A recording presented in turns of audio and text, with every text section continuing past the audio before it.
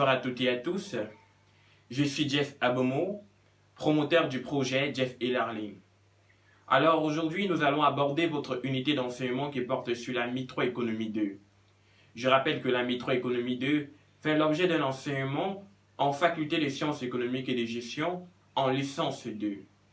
Alors, sans toutefois tarder, nous allons amorcer avec votre premier chapitre qui porte sur l'arbitrage, travail, loisir. Alors, j'aimerais d'abord revenir sur certaines définitions pour vous permettre de pouvoir bien assimiler cette unité d'enseignement. Je vais d'abord définir ce que c'est l'économie.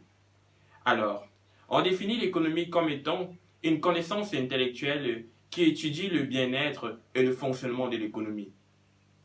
Elle est souvent encore assimilée à la question de savoir comment les ressources rares sont allouées pour la satisfaction des besoins illimités.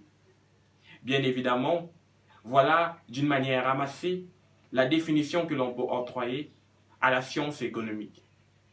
Je vais maintenant définir ce que c'est la microéconomie, qui est une branche de la science économique comme la macroéconomique.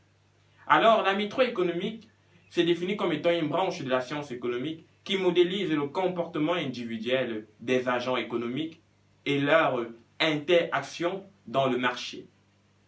Bien évidemment, on peut établir entre cette définition une parallèle avec notre chapitre qui porte sur l'arbitrage, travail, loisir. Alors, le consommateur est un agent économique qui dispose d'un nombre total d'unités de temps qu'il peut accorder ou qu'il peut consacrer soit au travail, soit au loisir. Alors, pour maximiser son utilité, il va alors se poser la question de savoir quelles sont les unités de temps que je peux accorder à ces deux utilisations. Je parle bien là du travail et du loisir. Raison pour laquelle le chapitre est intitulé Arbitrage, travail, loisir.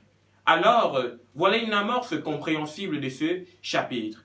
Mais, pour continuer mon argumentaire, nous allons analyser une première partie. Une première partie qui demande à analyser des hypothèses de base. Quand je parle des hypothèses de base, je parle de l'analyse des différentes variables qui vont nous permettre de pouvoir faire des interprétations mathématiques afin d'interpréter l'équilibre du consommateur sans revenu exogène et l'équilibre du consommateur avec un revenu exogène. Je parle bien là de l'équilibre du consommateur dans le revenu exogène et l'équilibre du consommateur dans le revenu endogène. Alors, nous allons commencer avec les hypothèses de base qu'il faut maîtriser afin de pouvoir faire cette différente démonstration. Je vous parlerai de la première variable qui s'appelle H. H est en quelque sorte le temps disponible. Grand L est en quelque sorte le temps consacré au travail. Petit L est le temps consacré au loisir. Et W est la rémunération de ce travailleur. Alors, supposons pour le moment que le travail est la seule source de revenus de ce travailleur qu'il va utiliser pour acquérir une quantité de produits que l'on va appeler C et son prix unitaire que l'on va appeler P. Alors, voilà les différentes hypothèses ou bien les différentes variables que l'on va utiliser pour pouvoir comprendre cette unité d'enseignement afin de faire des démonstrations mathématiques.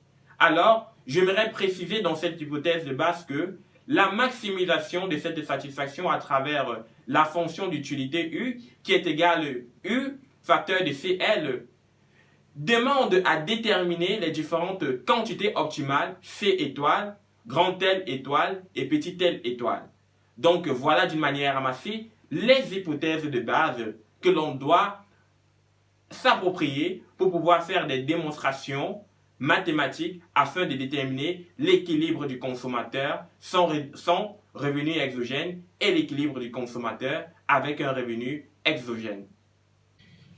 Alors, nous allons continuer avec votre deuxième partie qui porte sur l'équilibre du consommateur en présence d'un revenu exogène et l'équilibre du consommateur en absence d'un revenu exogène.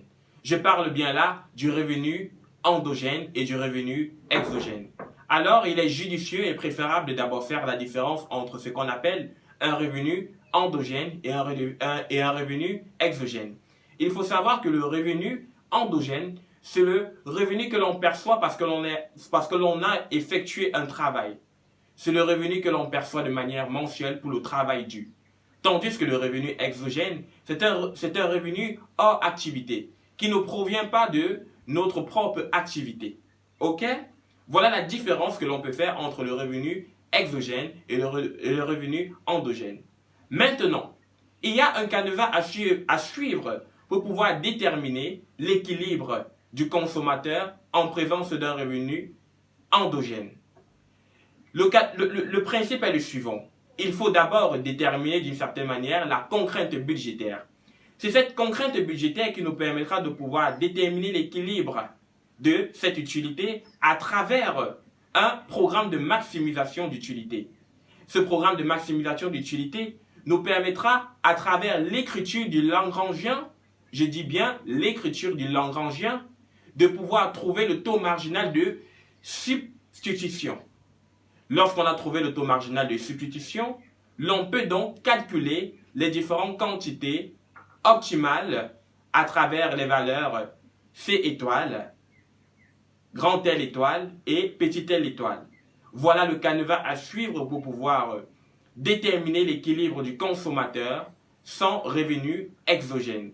Je parle bien là du revenu endogène. Maintenant, la question que vous vous posez est de savoir comment l'on fait pour déterminer l'équilibre du consommateur en présence d'un revenu exogène. Je dirais tout simplement que c'est le même canevas que l'on va suivre. Mais il y a une autre variable qui s'ajoute dans l'équilibre du consommateur en présence d'un revenu exogène. C'est la variable R bar qui caractérise en quelque sorte le revenu exogène.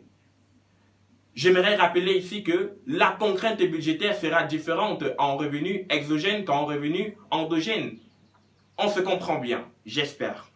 Alors, voilà d'une certaine manière le canevas à suivre pour pouvoir déterminer l'équilibre du consommateur, où que l'on soit, tant en revenu exogène, tant en revenu endogène.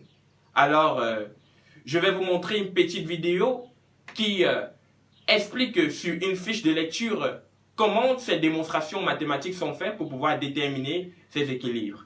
Alors, je vous remercie de m'avoir écouté et j'espère que l'on se reverra très bientôt pour une prochaine vidéo. Merci beaucoup.